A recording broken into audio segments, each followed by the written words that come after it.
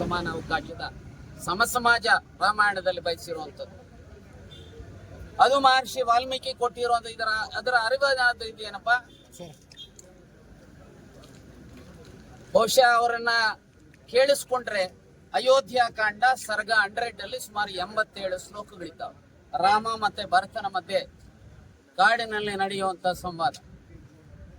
ಆ ಸಂವಾದದಲ್ಲಿ ರಾಜನೀತಿ ಅಂದ್ರೇನು, ನ್ಯಾಯ ನೀತಿ ಅಂದ್ರೇನು, ಸಾಮಾಜಿಕ ನ್ಯಾಯ ಅಂದ್ರೇನು, ಅರ್ಥನೀತಿ ಅಂದ್ರೆ ಏನು, ರಾಜ ಅಂದ್ರೇನು, ಮಂತ್ರಿಗಳಂದ್ರೆ ಹೇಗಿರಬೇಕು, ಅಯೋಗ್ಯರು, ಅಪ್ರಾಮಾಣಿಕರು, ಭ್ರಷ್ಟರು, 100 ಜನ ಮಂತ್ರಿಗಳಿದ್ರು ಆ ರಾಜ್ಯ ಉದ್ಧಾರ ಆಗೋದಿಲ್ಲ.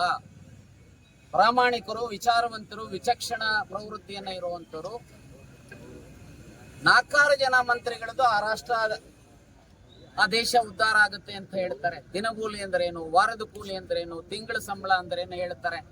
ಬಡ್ಜೆಟ್ ಯಾವುದರ ಸರ್ಪ್ಲಸ್ ಬಡ್ಜೆಟ್ ಇರಬೇಕು ಅಂತ ಹೇಳ್ತಾರೆ. ಈಗ ನಮ್ಮ ದೇಶದಲ್ಲಿ ರಾಮನ ಜಪ ಮಾಡುವಂತರು ಕಳೆದ 10 ವರ್ಷದಲ್ಲಿ 160 ಲಕ್ಷ ಕೋಟಿಗೂ ಹೆಚ್ಚು ಸಾಲ ಮಾಡಿದ್ದಾರೆ. 47ರಿಂದ 2014ರವರೆಗಿದ್ದಂತ ಸಾಲ 52 ಲಕ್ಷ ಕೋಟಿ. ಸೊ ಈಗ 2,216,95,000 ಕೋಟಿಯಷ್ಟು ಕೇಂದ್ರ ಸರ್ಕಾರ ಸಾಲ ಮಾಡಿದೆ. ಸೊ ಇದರ ಬಗ್ಗೆ ಹೇಳೋದನ್ನು ಬಿಟ್ಟು ಮನಸಾ ಇಚ್ಛೆ ಏನ್ ನಿಮಗೆ ಹೋಗಿ ಬಂದು ಬರೇ ವಾಲ್ಮೀಕಿ ಮೇಲೆ ರಾಮಾಯಣದ ಮೇಲೆ ಮಾತಾಡೋದಾ? ಏನಪ್ಪ ನಿಂದು ಕಾಂಟ್ರಿಬ್ಯೂಷನ್ ಮಿಸ್ಟರ್ ಭಗವಾನ್ ಈ ದೇಶಕ್ಕೆ, ಈ ರಾಜ್ಯಕ್ಕೆ? ಬರೀ ಈ ರೀತಿ ಉಡಾಫೆ ಮಾತುಗಳ ಆಡೋದಾ? ನಾನು ಇಷ್ಟೇ ಹೇಳ್ತೇನೆ, ನಿಮ್ಮ ಉಡಾಫೆ ಮಾತುಗಳನ್ನ ನಿಲ್ಲಿಸಬೇಕು.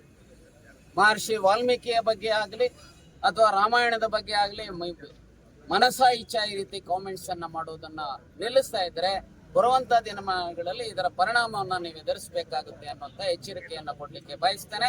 ಮತ್ತು ಸರ್ಕಾರವೂ ಸಹ ಈ ರೀತಿಯ ಬೇಜವಾಬ್ದಾರಿ ಹೇಳಿಕೆಗಳನ್ನ ಕೊಡ್ತಕ್ಕಂಥದ್ರ ಮೂಲಕ ಸಮಾಜದ ಸ್ವಸ್ಥವನ್ನ ಮತ್ತು ಜನರ ಭಾವನೆಗಳನ್ನ ಕೆಡಿಸ್ತಕ್ಕಂಥವ್ರ ಮೇಲೆ ಕ್ರಮ ಜರುಗಿಸಬೇಕು ಅಂತೇಳಿ ಹೇಳಿಕೆ ಬಯಸ್ತೇನೆ.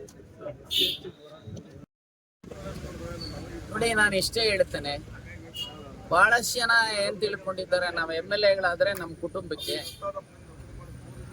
ಅಥವಾ ನಮಗೇನೋ ಇದು ಅಂತ ತಿಳ್ಕೊಂಡಿದ್ದಾರೆ. ನಿಮ್ಮನ್ನ ಜನಪ್ರತಿನಿಧಿಗಳು ಅಂತ ಹೇಳಿದ್ರೆ ಸಮಾಜದ ವಿವಿಧ ವರ್ಗಗಳ ಸಮಸ್ಯೆಗಳನ್ನ ನೀವು ಪರಿಹಾರ ಮಾಡಬೇಕು ಅನ್ನೋದು ಅಂಬೇಡ್ಕರ್ ಅವರ ಆಶಯ, ಗಾಂಧೀಜಿಯವರ ಆಶಯ, ಇಂದಿರಾಜಿಯವರ ಆಶಯ, ನೆಹರು ಅವರ. ಈಗ ಅನೇಕ ಜನ SC STಗಳು, MLAಗಳು, MP ಗಳು, ಮಂತ್ರಿಗಳಿದ್ದಾರೆ. ನಮ್ಮ ಓಟನ್ನ ಹಾಕ್ಸ್ಕೊಂಡು ಹೋಗಿದಿರಲ್ಲಪ್ಪ, ಹಾಗೆ ಜನರಲ್ ಕ್ಯಾಂಡಿಡೇಟ್ಸ್ ಹಾಕ್ಸ್ಕೊಂಡಿದ್ದೀರಿ. ನಮಗೆ ಸಂವಿಧಾನದತ್ತವಾಗಿ ಇರುವಂತ ರಿಸರ್ವೇಶನ್ ಕಡಿಮೆ ಆಗ್ತಾ ಇರ್ಬೇಕಾದ್ರೆ ಬಾಯ್ ಬಿಡಲ್ಲ ಅಂದ್ರೆ ಏನು? ನಾನು ಇಷ್ಟೇ ಹೇಳ್ತೇನೆ, ಬಹುಶಃ ಈಗ ಒಂದ್ ಸ್ವಲ್ಪ ಪ್ರಯತ್ನ ಮಾಡ್ತೇನೆ.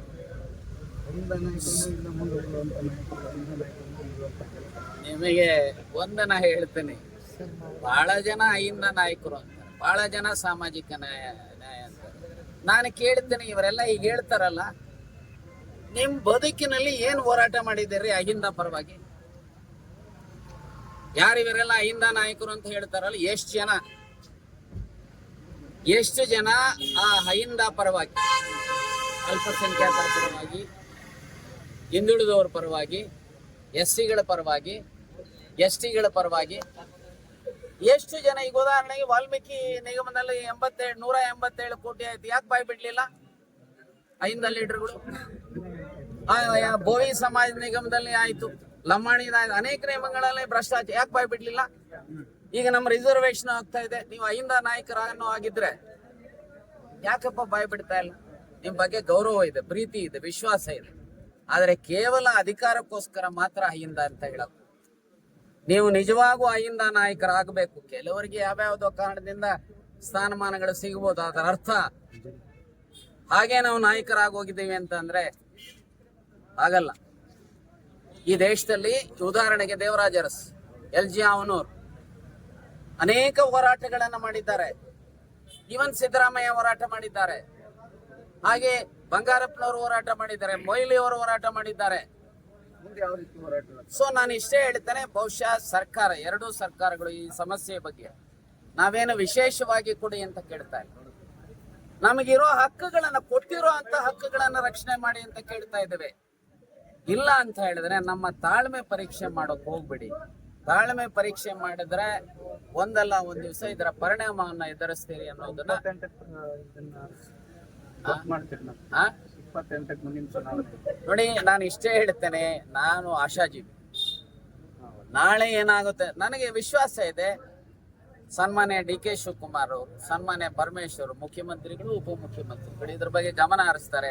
ಸಿದ್ದರಾಮಯ್ಯನವರು ಇದರ ಬಗ್ಗೆ ಮಾರ್ಗದರ್ಶನ ಮಾಡ್ತಾರೆ, ಖರ್ಗೆ ಅವರು ಮಾಡ್ತಾರೆ ಅನ್ನುವಂಥ ವಿಶ್ವಾಸ. ಇದೆಲ್ಲದಕ್ಕಿಂತ ಹೆಚ್ಚು ಇದು ಬಿಜೆಪಿಯವರ ಬೇಬಿ. ಈ ಕಾನೂನು ಮಾಡಿದ್ದು ಬಸವರಾಜ ಬೊಮ್ಮಾಯಿ ಅವರು 56% ಮೀಸಲಾತಿ. ಇದನ್ನ ಉಳಿಸಬೇಕಾಗಿರೋದು ಅವರ ಮಗು, ಅವರ ಬೇಬಿ ಇದು. ಬಸವರಾಜ ಬೊಮ್ಮಾಯಿ ಅವರೇ, ಎಲ್ಲಿದ್ದೀಯಪ್ಪ? ಎಲ್ಲಿ ನಿದ್ದೆ ಮಾಡ್ತಾ ಇದೀಯಾ? ಬಿಜೆಪಿನವ್ರು ಕೇಳಲಿಕ್ಕೆ ಬಯಸ್ತೀನಿ, ಎಲ್ಲಿ ಕಾರಜೋಳ ಅವರೇ ಎಲ್ಲಿದ್ದೀರಿ? ಸೊ ನಿಮ್ಮ ಬೇಬಿಯನ್ನ ಉಳಿಸೋ ಜವಾಬ್ದಾರಿ ಹೇಳಿ ನಿಮ್ಮ ಪ್ರಧಾನಿಗೆ 9 ಶೆಡ್ಯೂಲ್ಗೆ ಸೇರಿಸುವಂತದಕ್ಕೆ. ಇಲ್ಲ ಅಂತ ಹೇಳಿದ್ರೆ ಇದರ ನೇರ ಹೊಣೆ ಭಾರತೀಯ ಜನತಾ ಪಾರ್ಟಿಯವರು, ಕೇಂದ್ರ ಸರ್ಕಾರ ಹೊರಬೇಕಾಗುತ್ತೆ. ಜನ ಇದರ ವಿರುದ್ಧ ಆಕ್ರೋಶ ವ್ಯಕ್ತಪಡಿಸ್ತಾರೆ ನೀವೇನಾದ್ರೂ ಮಾಡ್ಲಿಲ್ಲ ಅಂತ ಹೇಳಿದ್ರೆ ಹೇಳಲಿಕ್ಕೆ ಬಯಸ್ತೇನೆ.